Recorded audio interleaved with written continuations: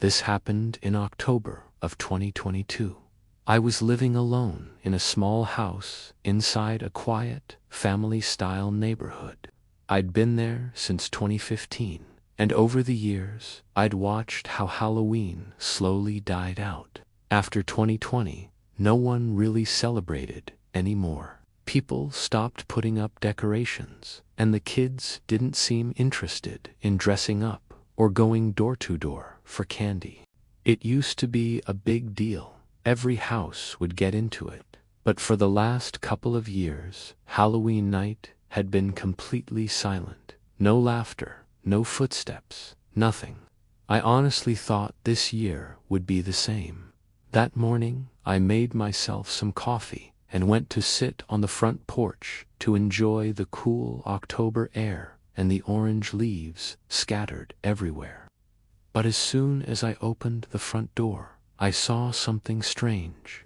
Standing near the trees in my front yard, maybe 30 feet away, were two figures. At first, I thought they were kids, but I couldn't be sure. They were wearing Halloween masks, and they were taller and thinner than I'd expect from kids. Maybe high schoolers, or even adults. The moment I stepped outside, both of them froze. Then, without saying a word, they turned and walked quickly into the trees, disappearing from view. The way they moved was odd, almost like they'd been caught doing something they weren't supposed to. Even though it was Halloween, it was weird seeing people wearing masks that early in the morning. I tried not to overthink it. Maybe it was just a couple of teenagers fooling around. It was Halloween, after all. At least they left when they saw me, so I didn't feel like I had to worry about it.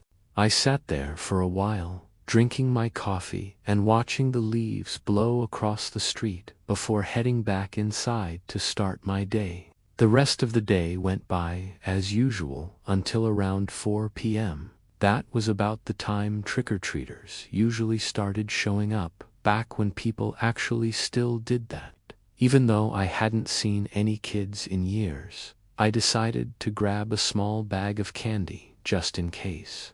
I guess part of me didn't want to give up the tradition completely. I sat down in the living room, turned on the TV, and found a channel running old Halloween movies.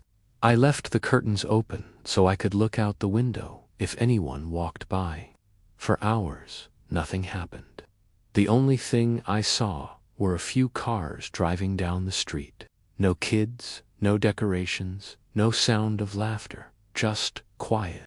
When the sun finally went down, the street turned completely dark and empty.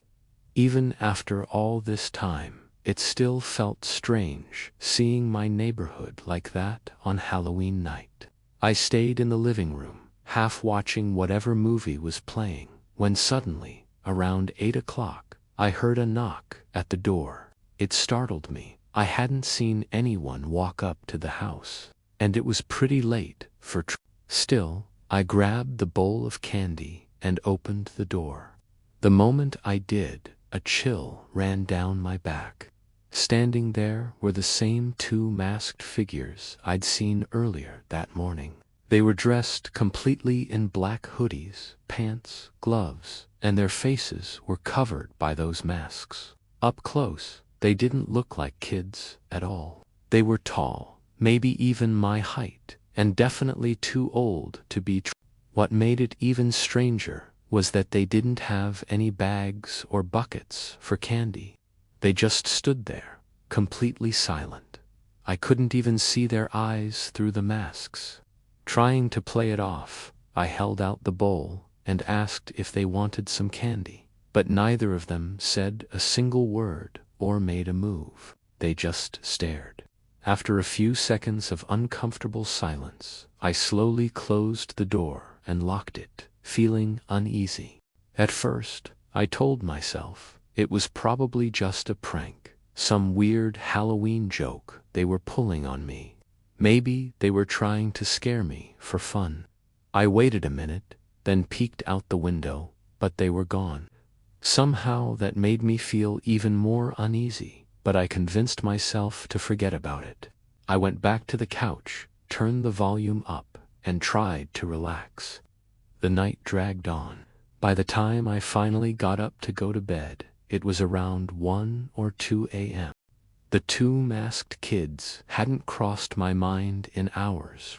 I turned off the TV, shut off the lights, and went upstairs. I was half asleep the second I got into bed, until I heard a knock echo through the house. It was loud and sharp, coming from the front door. My heart dropped. I sat up, completely alert.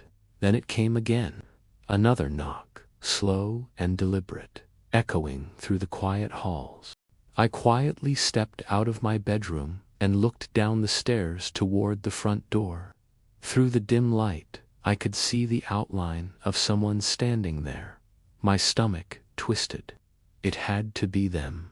I crept closer, my hands shaking. When I peeked through the small gap between the curtains, I saw only one figure this time, still wearing the mask, standing right at my door, knocking again and again.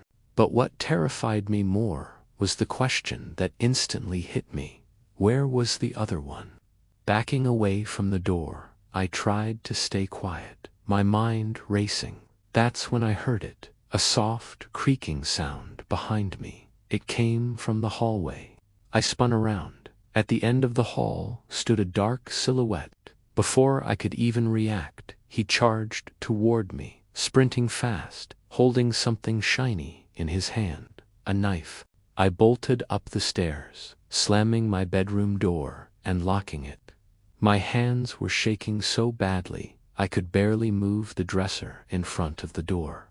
My heart was pounding so hard I could barely think. I grabbed my phone and called the police while I listened to the muffled sounds of voices outside my door. It was them, both of them. I couldn't make out what they were saying, but I could tell they were whispering, arguing even. I pressed my ear against the wall, and after half a minute, I heard their footsteps fade away, moving back down the stairs. A door opened, then silence. When the police finally arrived, they searched the whole house. The front door had been forced open. A window in the kitchen had been cracked, but they didn't find anyone. No footprints, no fingerprints, nothing. It was like they'd vanished into the night. The officers believed one of them had distracted me with the knocking, while the other snuck in through the back or a window, planning to ambush me once I got close enough. The thought of it still makes me sick. To this day, no one knows who they were or why they picked my house. Some people think it was just two messed up teens looking to hurt someone for fun. Maybe that's true. Or maybe it was something worse. Something that wasn't just a prank. I still live in the same house, but every Halloween since then, I keep the lights off and stay upstairs. I don't open the door for anyone. And whenever I hear a knock after dark, I can't help but freeze, wondering if they ever really left, or if they're waiting for another cold October night.